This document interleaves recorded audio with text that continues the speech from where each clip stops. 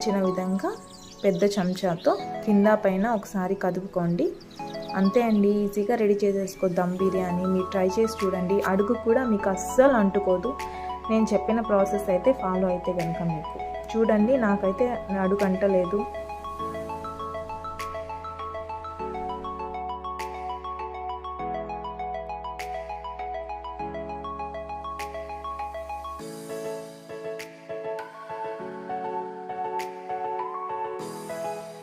Thanks for watching this video and subscribe to my channel for more videos.